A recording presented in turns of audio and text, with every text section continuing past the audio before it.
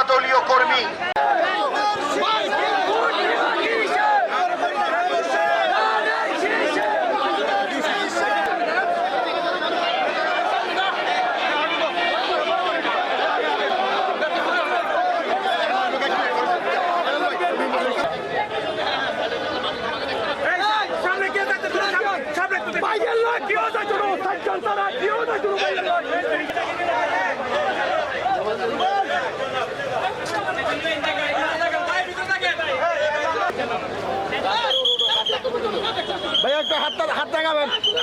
আমি বিশ্বাস করি চট্টগ্রামে, বিশেষ করে চট্টগ্রাম ৫ হাজারের বায়াজিদ অংশে ধানের শীষের পক্ষে মানুষের গণরায় ইতিমধ্যেই তারা প্রকাশ করেছে তাদের সমর্থনের মাধ্যমে। ইনশাআল্লাহ ফেব্রুয়ারির ১২ তারিখ ব্যালটের মাধ্যমে তারা আবারও এটা প্রমাণ করবে বলে আমি বিশ্বাস করি। প্রথম প্রায়োরিটি হচ্ছে যানজট নিরসন করা, কারণ হাটাজারি থেকে আপনি বড়দিঘির পারে বলেন, চৌধুরীহাটে বলেন, অক্সিজেন মোড় বলেন, বিশেষ করে এই বাস স্ট্যান্ড থেকে নিয়ে যেই যানজটটা সৃষ্টি হয় এটা অসহনীয়। আমার বাড়ি থেকে বাস স্ট্যান্ড হেঁটে আসলে সময় লাগে ১৫ মিনিট, গাড়িতে আসলে সময় লাগে ২ ঘন্টা। অবশ্যই এর থেকে মানুষকে পরিত্রাণ দিতে হবে। দেখেন, যারা আগে অবৈধ সংসদ সদস্য ছিল তারা কোনো সময় গণমানুষের কষ্ট ওনারা বুঝে নাই, ওনারা কোনো সময় মানুষের ভোটে নির্বাচিত হন নাই, ওনারা মানুষের সাথে মিশেন নাই। কিন্তু এবার যে নির্বাচন হতে যাচ্ছে, প্রতিটি প্রতিদ্বন্দ্বী প্রার্থী মানুষের কাছে যাওয়া লাগবে এবং পরবর্তী নির্বাচনও মানুষের কাছে যাওয়া লাগবে। সেটা মাথায় রেখেই তারা সকলেই, আমি সহ, জনগণের সাথে মুনাফিকি করার, বেইমানি করার কোনো সুযোগ আছে বলে আমি মনে করি না। তারা বৈধ বাড়ির ব্যবসা করছে আর কারো অবৈধ বাড়ির ব্যবসা করছে।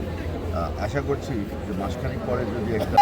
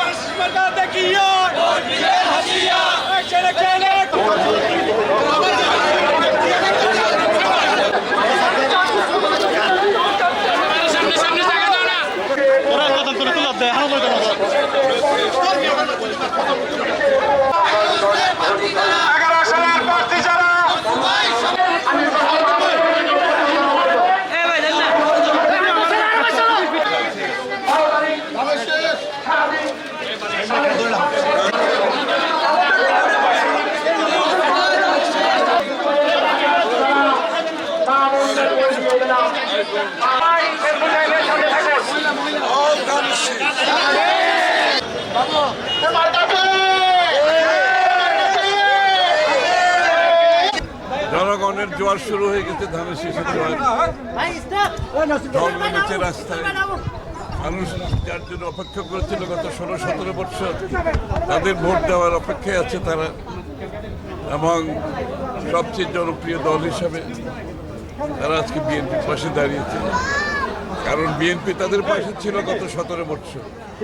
রাস্তায় ছিল, আন্দোলনে ছিল, জেলে ছিল, গুম হয়েছে, খুন হয়েছে, মৃত্যুবরণ করেছে।